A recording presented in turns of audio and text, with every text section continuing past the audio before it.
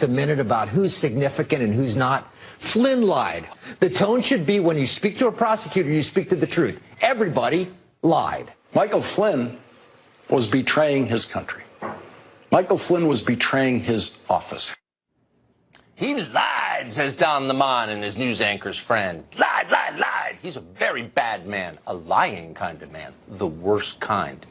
He could never work in television. For his crime of lying, Michael Flynn, the liar, may soon be locked away in a cell. That would keep the rest of us safe from his perfidious lies. That day can't come fast enough, say the news anchors. Cuff him. America longs to breathe free once more. Michael Flynn will be 60 years old next week. The Washington Post calculates he faces 5 years in prison. And let that be a warning to all of us. That's what happens to people who lie in Washington. Or does it? From a golf course somewhere in Dubai, you can almost hear Bill Clinton chuckling softly. Lied under oath, still making 300 grand a speech. Not everyone faces the same penalties for lying, it turns out. Mark Zuckerberg came to Washington last spring to talk about Facebook. That's the soul-destroying social media company that has made him a multi-billionaire. While in town, Zuckerberg stopped by the Congress where, and you might want to ask the kids to leave the room for this, he lied. Yep, don't tell Don Lemon, but Mark Zuckerberg is a liar. Watch him do it. This is the most important principle for Facebook. Every piece of content that you share on Facebook, you own, and you have complete control over who sees it and how you share it, and you can remove it at any time. Are you willing to give me more control over my data? Senator, as someone who uses Facebook, I believe that you should have complete control over your data.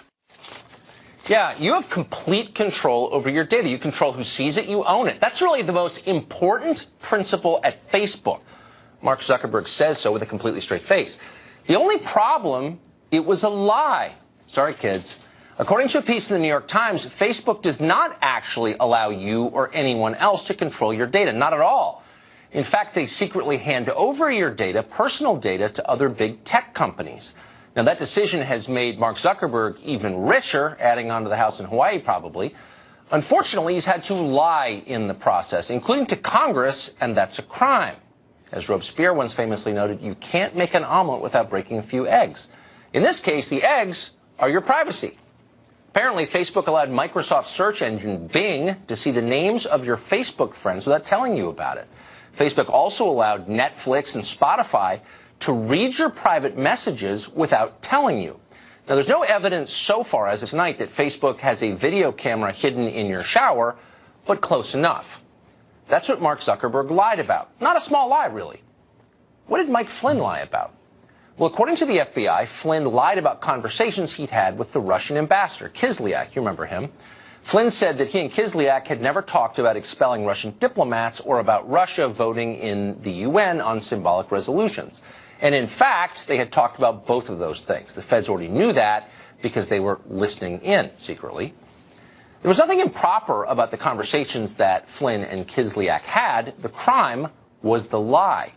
It's always the crime, except when it's Mark Zuckerberg. Mark Zuckerberg can lie about something that affects hundreds of millions of Americans, but it's not really a big deal. Zuckerberg is not looking at 5 years in prison. Zuckerberg will not be sanctioned by Congress ever. So what's the difference? Well, unlike Mike Flynn, Mark Zuckerberg is a hero to the American news media. He's who they want to be. He's richer than God. He went to Harvard. He wears T-shirts at work, for real. He's for open borders. All the cool people like Mark Zuckerberg, even in foreign countries. For example, when the fascist government of China was looking for new tools to repress its own population, you think they went to Mike Flynn for help? Yeah, okay, I don't think so. Flynn is tough on China, old-fashioned as he is, but Mark Zuckerberg, by contrast, was happy to help. As they say at McKinsey, Mark Zuckerberg gets it. And by the way, what has Mike Flynn ever done for anyone? 33 years in uniform? That's not very innovative. 2 lies told by 2 high-profile Americans. One is going to prison in late middle age. The other will be available for like 40 years for commencement addresses and awards dinners held in his honor. That's the tale of Mike Flynn and Mark Zuckerberg. It tells you everything. Joining us now to break down what's happening to Mike Flynn is Harvard Law Professor Emeritus Alan Dershowitz. He's the author of the book, The Case Against Impeaching Trump. Professor, thank you very much for coming on. So I read in the Washington Post this morning I read Mike Flynn described as a double agent in the Washington Post. And then I saw the judge, Sullivan, yesterday describe him as someone who had committed treason. Is that the crime for which he's facing prison? No, not at all. And I'll get to that in a second. But, Tucker, I just want to make one point. I hope you don't mind me making it. I hope you will. Boycotts and attempts. I hate boycotts and attempts to censor free speech. I'm in favor of complete dialogue. But as such, I feel impelled to tell you that I, with due respect, disagree with the way you categorize mass immigration. That's all. I just want to say that. Well, that's okay. And by the way, now I would expect that you would. We differ probably on a lot of issues, but the one issue that we agree on and that I respect you for is your willingness to say what you think in public, to defend your views, to have a conversation, and to let others decide which side is right. And that's something that I wish we were able to do a lot more of. But you're one of the only liberals who will come on this show. I completely agree. Amen. So thank you very much for saying that. Well, I agree, and I come on the show because I also have the right to say what I think, and when I disagree with you, you allow me to say I disagree with you, and I do. I wish you hadn't used that language. Language like that was used to describe my grandparents and great-grandparents, and probably some of yours. So let's move on. Well, actually, just in point of fact, since you brought it up, as noted on Monday, that was in the context of a conversation with an elected official in Tijuana about the filth of his city, and he was complaining about how dirty it had become, which was a byproduct of the policy decisions pushed by the American left. And I noted there's a lesson there perhaps for us. So I'm not, and I would never describe people as inherently dirty. I don't think that they are. I'm pro-people. It's one of the reasons I'm against abortion. Strongly. But anyway, whatever. The point is, I wish we were able. You cleared that up. Yeah. Well, I mean, I think it was clear, and I think that the people who are mischaracterizing it are always welcome on the show to talk it through and to hear my side, and I will hear their side, because again, this is one of the last forums in America for open conversation. Anyway, but tell me this. That's very fair. Let's turn well, to I mean, Flynn. that's how I feel. Look. I'm not afraid to defend what I think, obviously. No, look, I agree. Neither am I. On the Flynn issue, look, there's a big issue. I've been teaching this for 50 years. Should it really ever be a crime to lie when you're not under oath? I think you can make a very, very strong case that before you can be convicted of a crime for lying, you should have to raise your hand, put it on a Bible, look to your God or look to your ethics, have a solemn moment where you look the person in the face and swear to him that you're going to tell the truth, the whole truth, and nothing but the truth. That's so different from when two guys evade the usual procedures, come in to try to hang out with you and be chummy, say you don't need a lawyer, we just want to ask you a couple of questions, and then trap him by asking him questions that they already knew the answer to and had videotapes and audio tapes that could make it clear that they were only asking him the question in order to give him an opportunity to lie. So I really do think that we have kind of three criteria. Just lying politically. It's done too often. I hate it, but it's done too often. It's not a crime. Second, lying only to government officials, which is a crime, but probably shouldn't be a crime. Or if it is, it should be a misdemeanor, not a serious felony akin to raising your right arm and swearing under oath that you will tell the truth. There's too much lying in Washington, and there are too many, as you point out correctly, double standards about who is prosecuted for lying. You know, in civil cases, people lie in depositions all the time, and they're never prosecuted. I tried to bring a case recently against people who lied. Prosecutors laugh at you. Lying in a deposition, that's like gambling in Casablanca. It's just done all the time, and it's tragic that it's done. I testified in front of Congress about this when they were going after Bill Clinton and trying to, and impeaching him for his lies. I had a whole session where I talked about how many lies are told in how many different places and how selective they are in going after people. That's one of the problems of not requiring an oath. It gives you the opportunity to selectively pick people to prosecute for lying not under oath. We're almost out of time, but it is a lie to, I mean, rather it is a crime to lie to federal investigators, but it's not a crime for them to lie to you. Why? No, not only that, the Supreme Court has said it's perfectly okay for police and FBI agents to lie to you, and that happens every day. You'll have two people who they suspect of a crime. They'll bring one person in and say, oh, by the way, your buddy just ratted you out just turned you in, and you're going to get executed unless you tell us that he did it too. And of course, it was a total lie. They say the same thing to the other person, and the Supreme Court has said lying by FBI agents, lying by federal officials is permissible and de rigueur. It's done all the time. Right. But if you lie back to them, then it's a crime. It's even a crime, the Supreme Court has said, to deny that you did something. If somebody asks you, did you do something, a crime, and you say, no, and you did, you've doubled your punishment by now lying about whether you committed a crime. The irony about Flynn is he wasn't lying about committing a crime. He did nothing wrong. What he did was perfectly legal. I'm still scratching my head and trying to figure out why he lied. What was his motive? Is it possible he misremembered? I mean, and by the way, now why were the Fed spying on the incoming national security advisor? Is that normal?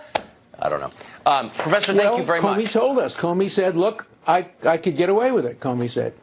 Yeah, I don't know. I don't think you should be spying on members of your own executive branch unless there's a good reason to do that. But anyway, thank you very much. Good to see you. Right. Thank you.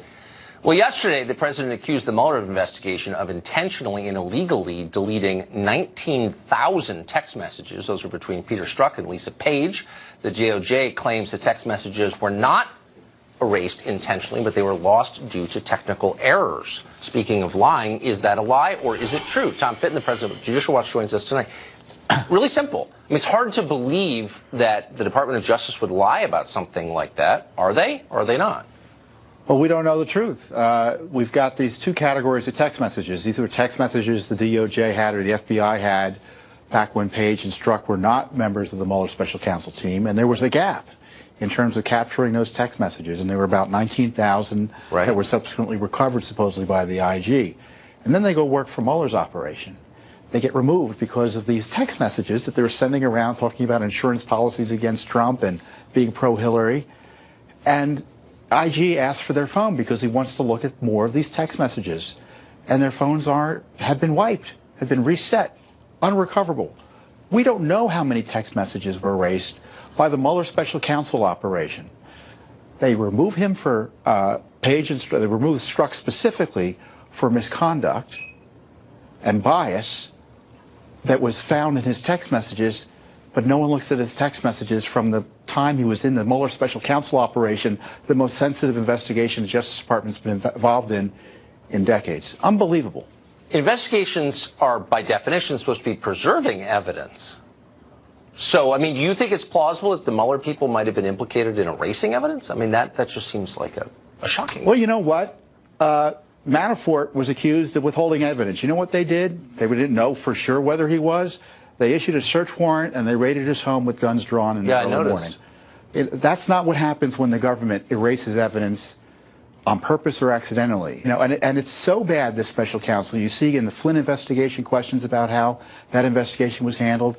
Now we have these missing text messages and the Strzok. Well, it really makes you wish we had elected officials in this country who could protect the rest of us from these abuses. I wonder where they are. We need a special counsel for the special counsel. Yeah, or how about just someone elected? Do something. Thank you very much. You're welcome. Mark Zuckerberg hid the truth from Congress. He lied. So lawmakers planning to do anything about his lies. We'll ask an incoming senator about that next.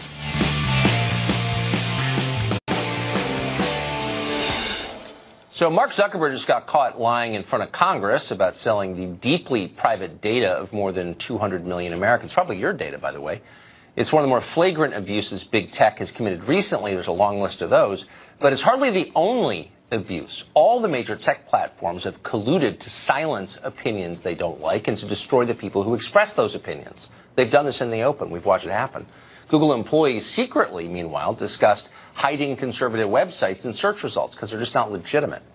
Facebook's founding president, Sean Parker, admitted that his company created an intentionally addictive product like cigarettes that could destroy children's brains, which is exactly, of course, what it's done.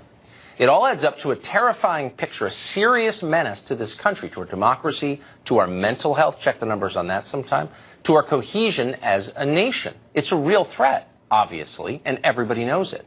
How's Congress doing protecting us from any of these threats? Good question. They're not, and they're not even trying. And if you're wondering why they're not trying, the answer might be, in part anyway, the outgoing Speaker of the House, Paul Ryan. Ryan didn't seem interested in reining in the tech companies in any way when he was the third most powerful man in America. In part, he was too busy preventing a wall from being built on our southern border to get to the tech question.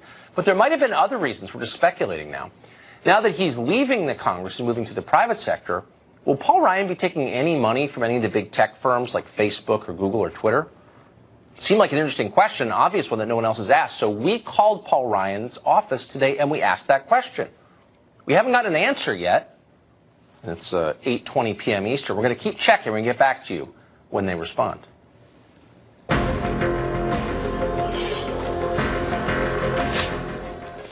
So the leadership of the House, of course, is changing. Democrats are taking over, but the Republicans still hold the Senate. Is there any interest, will there be, in reining in tech at all? Josh Hawley was just elected senator. He's a Republican from Missouri, and he joins us tonight. Mr. Senator-elect, thanks very much for coming on. Now, I'm not going to force you to join me in pointing fingers as to why this hasn't been done up to this point, but I will ask the question, do you think the Congress, maybe on a bipartisan basis going forward, will recognize that maybe there's some tweaking that needs to be done in the government's relationship with these companies? Tucker, thanks for having me on, and I certainly hope so. I mean, it's time that Congress got serious about protecting the privacy, the data, the personal confidential information of hundreds of millions of Americans. And to see this report today that Facebook has allowed these big tech companies, Amazon, Microsoft, Spotify, Netflix, to have access to the personal information of users after Facebook said that it would not give away users' personal data, is really extraordinary. And look, it's time Congress did something about it. It's time the FTC did something about it. So you often hear people say, well, Congress can't actually act to regulate these companies because its members are too old and they don't understand technology. I'll freely admit I don't understand technology at all. I try not to participate in it at any level, and yet the abuses are still obvious to me. That doesn't really seem like a very good excuse. Well, listen, I mean, what needs to happen here is, number one, Facebook promised the FTC in 2011 in a binding consent decree. They said that they would not share personal, private, confidential data of users without the user's consent. Well, Tucker, it looks like that's exactly what Facebook is doing, though, that they are sharing that data in order to make a profit, as you pointed out, without users' consent. So, number one, FTC needs to enforce the consent decree. They need to investigate right now whether or not Facebook has violated it. Number two, Congress needs to investigate, and Congress needs to take steps to protect the privacy of Americans. They need to make sure that Americans own their own data and can protect it. So this is a little bit out of left field, but I think that maybe there's a connection. The CDC just came out with new suicide numbers, and suicide is one of the leading causes of death in this country. Its incidence has dramatically increased, and all of us in middle age know people, tragically, who've killed themselves recently. There's a lot of speculation and some evidence that there's a connection between increased use of tech products and this tragic epidemic of suicide. Is anyone, do you think, at the federal level going to look a little more closely into this? It seems like something worth investigating. You know, I think it is worth studying, and I think that, look, it's time that we asked about the role of big tech in our lives. I mean, you've talked a lot about the sweetheart deals big tech gets from government. I think it's time we took a hard look at those. I think it's time we looked at the effect big tech is having on our personal lives, on our families, on our schools, on our society. These are major companies, many of them monopolies. They make billions of dollars a year. There have never been more powerful companies in the history of the world, and they need to be held accountable. Man, I wish I lived in Missouri so I could vote for you again. It's so nice to hear an elected official say that. I'm sorry to suck up. I couldn't control myself. Mr. Hawley, thank you very much. Thank you. Well, we're just hours away right now from a potential government shutdown. The debate is over funding for the border wall. Will there be a border wall, or has that dream died? Details ahead.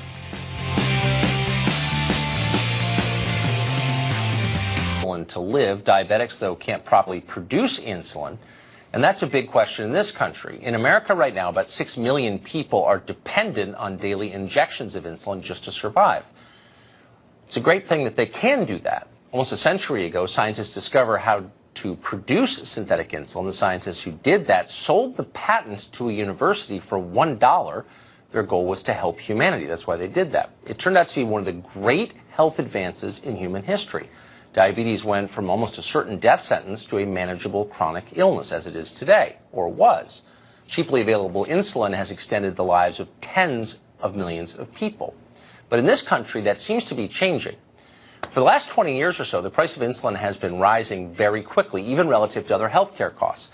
One top insulin drug, Novolog, rose in price 353% in just 14 years. It isn't exceptional, and the growth has shown no signs of stopping. Thanks to these price hikes, millions of diabetics have started rationing their insulin, gambling with their health, and likely shortening their lives to save money. They have no choice. A cheap medicine that your parents took for granted increasingly is inaccessible to poorer Americans. They're already the group most likely to suffer from diabetes in the first place, as you probably know. Now, there are a lot of reasons this is happening. One is that drug companies keep slightly tweaking their formulas so their drugs never leave the patent, and generic competitors can't enter the market to compete with them. Another reason is rigid FDA regulations, which make it costly and time-consuming to put a new insulin drug on the market. Pharmaceutical companies use legal challenges to deter competition, too. Of course, most companies do that. And, of course, greed plays a role, too. That's a word that we don't use very often, but it's still real, one of the deadly sins for good reason. But whatever the reasons for the spike in prices of insulin, it's a huge problem. And you would think it's something that Congress and the administration would consider taking action on. There are some things they could do. Maybe they should streamline an FDA approval process or adjust patent law. Maybe they should subsidize the creation of a generic insulin brand. After all, we spend billions subsidizing solar panels and electric cars that only rich people can afford. So before you give us a lecture about the market, remind us we already do that. We're not sure what the best solution is. We're not scientists or economists. But we can say this is a real problem that Congress appears to be ignoring. In October, the president pitched a plan to lower drug prices across the board by tying Medicare reimbursement to drug prices in other countries. Republicans in Congress and on K Street hate that idea. Pharma's bottom line is important to them, and it's not an unimportant factor. On the other hand, Americans are dying from easily treated illnesses. That's a factor, too. On the left, well, they don't care at all, at least not right now. Their top priority is impeaching Trump, not collaborating with Trump on health care. And just like on tech and other issues, they're easily distracted by superficial political signaling. Sanofi, it's one of the companies now driving up insulin prices, but that company won some degree of credibility from the left last summer and is now insulated from criticism. Why? Well, because when Roseanne Barr blamed Ambien for the ill-advised tweets that got her show canceled, that company tweeted that racism is not a side effect of its medications. And the left roared with laughter. Go, Big Pharma! If only they'd roar about that company extorting poor Americans with life-saving drugs. But just like on immigration or trade or automation or global warming, it doesn't matter when America's most vulnerable are hurt. It's actual most vulnerable people. No one in D.C. and particularly no one on the left seems to care. Not their constituency. So the debate over the wall on our southern border continues. Not a single person in Washington, D.C. is in favor of building a wall on our southern border. They are terrified, not because they think it won't work, but because they believe that it might work and it might clamp down on a ready source of cheap labor. And that's why they're willing to risk a government shutdown rather than give a mere $5 million to start the wall. So what is going to happen? Is the wall over? Will the administration surrender on this? And what will the voters on either side think of the outcome? Dana Perino hosts the Daily Briefing with Dana Perino. Of course, the most popular person here on Fox, and she joins us tonight. So Dana, super simple question. Okay. Are the people who want the wall more inflamed than the people who don't want the wall? Which is a more, in the end, when it's all over, a more powerful, politically powerful constituency? I don't think that President Trump has fair weather fans, okay? Right. I think that he has strong supporters who understand that he came in strong, right? He said the wall is going to get built, Mexico's going to pay for it. Like, I've never actually really took that seriously in terms of Mexico paying for it. Right. I do think that he has not done a good enough job persuading people as to the merits of why we need border security, even though, look, he's tried. But I do think that an Oval Office address on immigration security would actually be very helpful. He could even use, visual aids. There's clearly plenty to show. And I think that there might just be a way for him to have a nod to reality, that he's not going to get this wall funding before the end of the year. I think they're going to try to figure out a way just to punt this for a little bit. Now he's going to have a different Congress to work with. A lot of those members of Congress had already voted for border security, which included fencing, which some people might call a wall. But Democrats, many of them who are running for president, right, that are already in Congress, it's like they can't say the W word. They can't say wall. They can call it all sorts of other things, not a wall. I think that there might be some room for compromise here in the new year on the merits.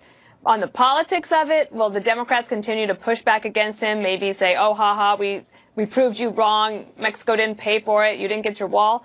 Maybe, but there's political costs to that as well. I mean, people understand that our borders need to be secure and that we can be a welcoming, opening, compassionate people at the same time. So for whatever reason, and I do think it's a little more complicated than just Democrats opposing, and I think a lot of Republicans in the current Congress aren't fully on board with the wall either, but for whatever reason, impossible to get this through the Congress. What if the president said, he just announced we're pulling our troops out of Syria? What if he were to say, I'm going to take the cost savings from that and apply it to border security? Well, he could say that, but it's just not how the system works, right? There's money that's programmed for certain places. Now, the president has said to his cabinet, look for any money that we could put towards this virtual wall, border security wall, whatever you're going to call it. And the Democrats are going to fuss about that because of technical reasons of reprogramming money. It's not that easy to do. But the president has two opportunities coming up in the next 6 weeks. He'll have the State of the Union. That's a big moment, right? That's all eyes on the president. Right. And then he has, about a week later or 2 weeks later, he introduces his budget proposal. A budget proposal is a prioritizing document, and the president can say, this is what I agree with. I just feel like if his fans are concerned that there's not going to be a wall, just give him a minute. Okay, just give us a chance. This is not a sprint, right? He's in a marathon. And so you think it is, and you know the system very well, you think it is at least plausible that in the next 2 years some kind of wall-like structure appears on the southern border? Well, I just feel like, will there be, this is what I think is possible. It is possible to get border security funding and for construction to start. Will that look like a steel wall all across the border? Probably not. But no matter what President Trump gets in terms of border security, he is going to call that a wall. He's a good communicator. He'll figure that out. And no matter what, the Democrats will say, see, we told you he wasn't going to get that steel wall all across the border. But border security, I think it's a real possibility. I think there's some new members of Congress that are going to be willing. And remember this, for Republicans and Democrats, there's a lot more veterans that just got elected to Congress. They're used to working with the other side. They're responsible people who care deeply about the national security of the United States. The president ought to invite all of them, Democrats, Republicans, bring that coalition together. I think that's a really exciting group, and that America has a lot to be proud of, that these veterans have come back and are still willing to serve their country just in a different way.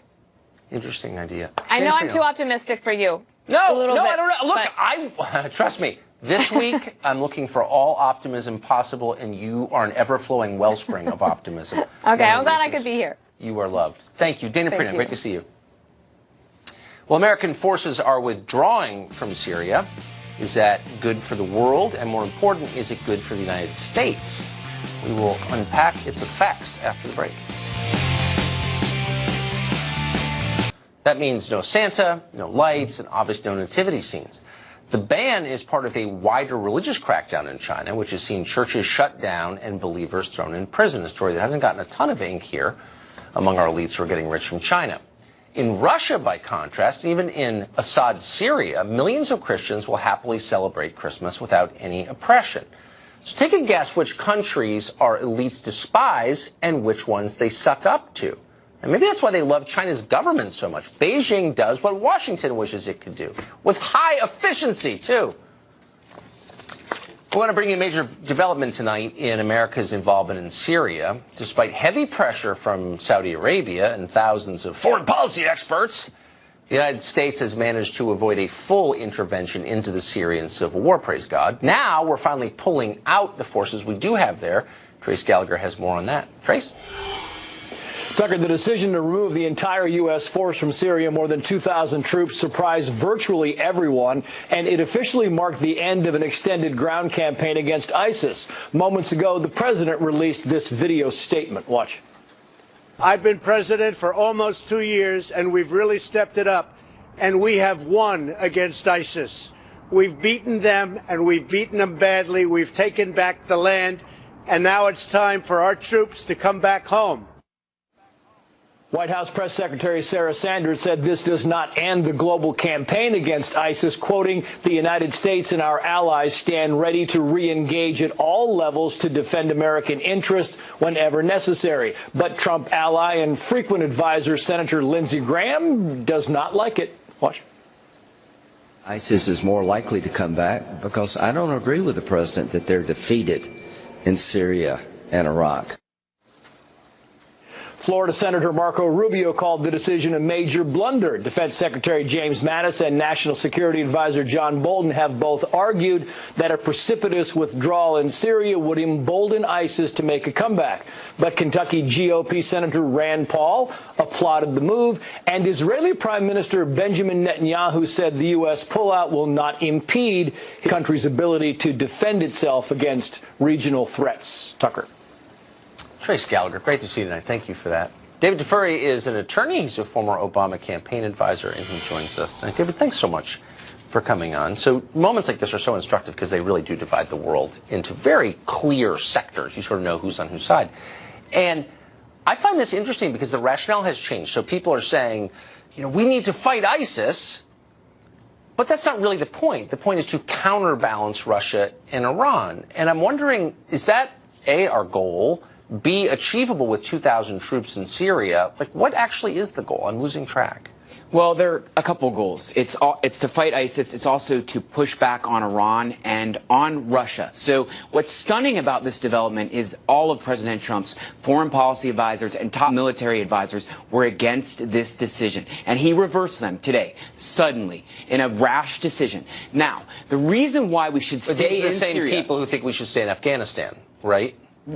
So some of them are the same, but the reasons are different. The reasons are different. Okay. Look, Trump's top policy advisors said, we are going to stay in Syria until we have, 1, rolled back Iran. That has not happened. 2, defeated ISIS. We have made major progress in fighting ISIS, but we haven't fully defeated them. I was in Iraq in October. Nobody on the ground in Iraq tells me we defeated ISIS there, and ISIS is even stronger in Syria still. Moreover, all of Trump's policy advisors have said we should stay in Syria until there's a political solution in Syria. None of those 3 things have happened. Wouldn't it be the Iran thing is the most... Can I just suggest maybe another option? So there wasn't actually ISIS in Syria when the Assad government controlled the whole country. Christians and other religious minorities, a lot of them, lived in relative peace. Now they're hunted down and murdered. Why wouldn't it just be the simplest, most elegant, best solution for everyone involved if Assad managed his entire country again? Because you're ignoring the history and the development of the revolution in Syria. The revolution in Syria... It just happened a few years ago. It happened organically. It began in 2011. It happened organically, right? And so Syria was an authoritarian state before that with tons of oppression. Maybe Christians were okay there. Is there a non-authoritarian... But people were not... Is there a non-authoritarian state in that region other than Israel?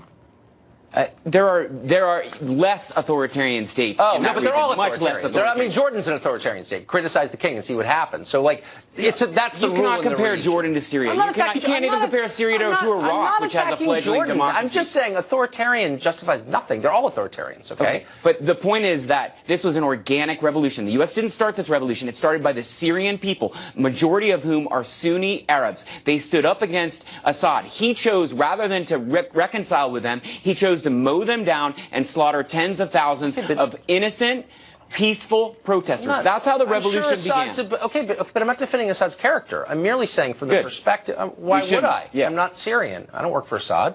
I'm an American, and I want to know what's best for us. And if you're worried about the chaos and the huge refugee problems caused by the civil war and by the emergence of ISIS, again, abetted by the civil war, then why wouldn't you long for the days where Christians could live unmolested in Syria under this authoritarian Assad? I'm totally missing it. What am I missing? This is actually going to cause more refugees, okay? Northeastern Syria right now is secure. The reason it's secure is because of the great work by our U.S. Special Forces working with the SDF, the local Syrian and moderate Sunni forces on the ground. They've secured it. And actually, there are less refugees coming from that area. The people can stay there peacefully. They're not getting bombed by Assad. And when we pull out, it's going to cause a massive wave of Syrian refugees refugees again, because forces are going to go in and slaughter the forces that we've been working with on the ground. Yes, Assad's forces, Iranian Shia militia forces, and possibly even Russian forces. Okay, and so we're responsible for that. Because, so this is halfway around the world. We have crises like Venezuela's collapsed. It's right there. Mexico has probably as many murders as Syria. I mean, not close, right? So, like, I'm just saying there are a lot of things going on, but we have a moral obligation to keep 2,000 American troops in this country around the world. Because why? I'm honest, I'm confused. Well, first of all, we are there already, and it's successful. So why pull out? We also do have some obligation to the forces on the ground. Successful in what way? Who fought bravely alongside us. Moreover, this is going to impact us because ISIS will come back. And if we don't have forces on the ground to monitor ISIS and to continue to combat ISIS, ISIS will come back. ISIS are sworn enemies of the U.S. They want to kill Americans. Right. And when they become stronger in Syria, they'll strike out against America again. So your viewers should worry about their own security because of this decision. Well, there are a lot of reasons to worry about our own security. A lot. Sure. Many. And our mental health and our economy and our health care. So there's a lot of things to worry about. But by the standards that you've just articulated, like, we're never going to leave there or Afghanistan or any place that we've been for more than 8 months. So I wouldn't say we were never going to leave there, but we have to see progress on the ground. We have to see full defeat of ISIS. We have to see political progress towards a peaceful resolution in Syria, and there ought to be a democracy in Syria.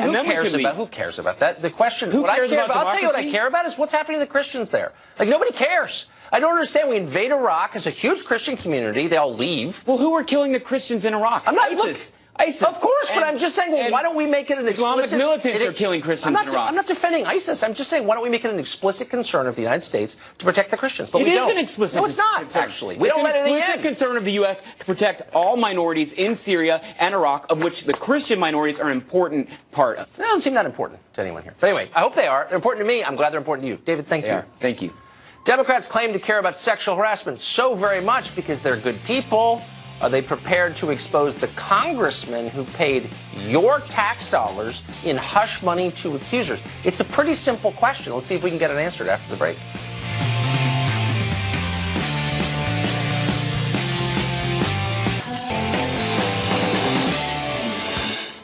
Well, a couple weeks ago, we invited on this program a New York State Senator named Kevin Parker. He's a Democrat. He wants to force all citizens in the state of New York to turn over their social media passwords so their accounts can be inspected by the thought police before they buy guns. If they say something naughty or threatening, no gun.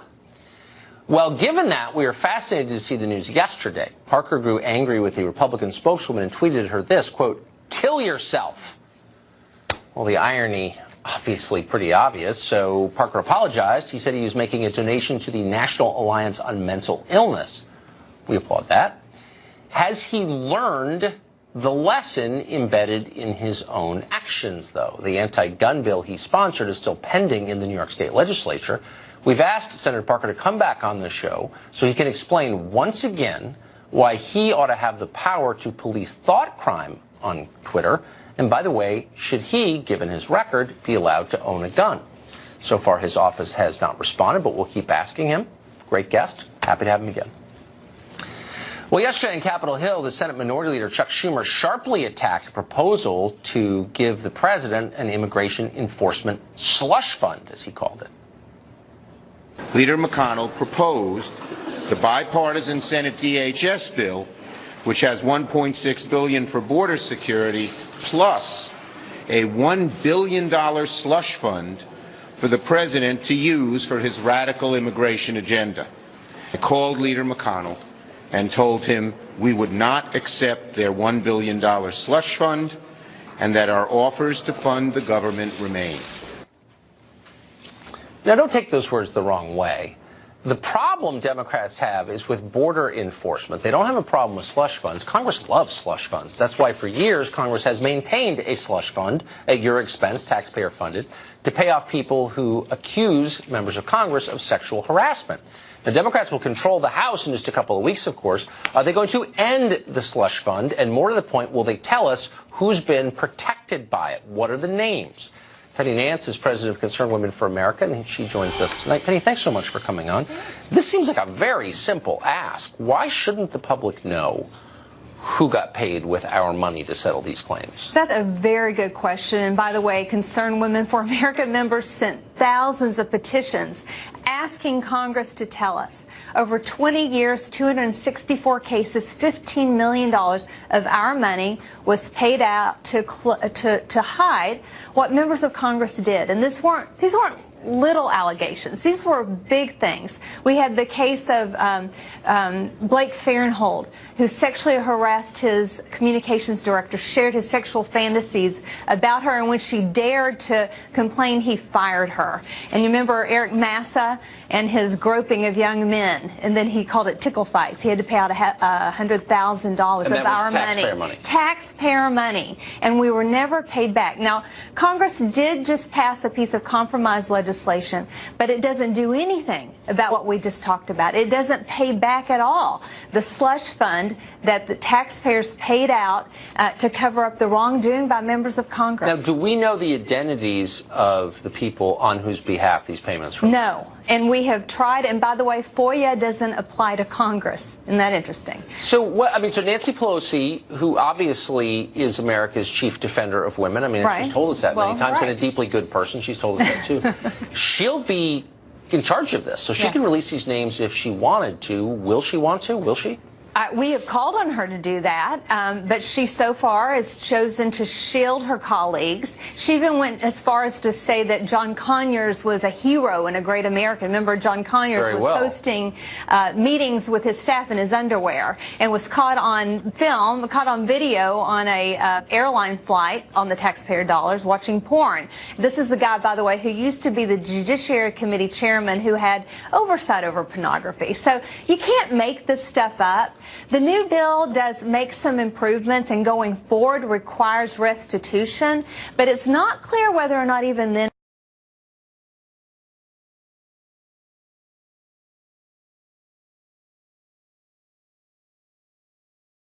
free speech. It's getting harder and harder for them to win arguments on the merits. The best option, then, is to keep the arguments from being made at all. When you can tar your opponent as immoral, as a bigot, you don't have to defend your own position. You can just do what you want. You can also ruin the lives of anyone who gets in your way and feel good about it. How do we get to this place? Well, that entire story is in a new book called Ship of Fools, How a Selfish Ruling Class is Bringing America to the Brink of Revolution. Christmas is coming. This tells a story that might rattle you, but it's still worth knowing. You can find it on our website, tuckercarlson.com. Well, that's about it for us tonight. We'll be back tomorrow night, 8 p.m., the show that is the sworn enemy, and we mean it, of lying, pomposity, smugness, and groupthink. The show that says what we think is true, whether they like it or not. Good night from Washington. Sean Hannity is next. Dan Bongino is sitting in for Sean, one of our favorites. Hey, Dan. Hey, I put a tie on for this. What do you think? How do I You look great, man. Is it sharp? Good tie, too. Yeah. Oh, thank you. My wife bought it for me. I have terrible taste in ties, so I appreciate that. Nice job. That Hush Fund story is a disgrace, so thanks for covering that. All right, Tucker, thank you. Welcome to Hannity. I'm Dan Bongino, in tonight for Sean. At this hour, we have breaking news on multiple fronts. First, a government shutdown has likely been avoided, but the funding for a southern border wall still hangs in the balance. Also tonight, the president's sweeping criminal justice reform bill has passed the Senate with bipartisan support. So what does it all mean for you? Joining us now with more from our nation's capital is Ellison Barber. Ellison. Hi, Dan. Yeah, the deadline to fund roughly a quarter of the federal government is, of course, Friday at midnight. They have not moved legislation in the Senate just yet, but Senate leaders did agree on a 6-week extension. I'm glad the leader thinks the government should not shut down over the president's demand for a wall, and Democrats will support this CR. The president and the House should follow that lead, because shutting down the government over Christmas is a terrible idea. Let's review why this step was necessary. Even in the face of a great need to secure the border and following good faith efforts by the president's team, our Democratic colleagues rejected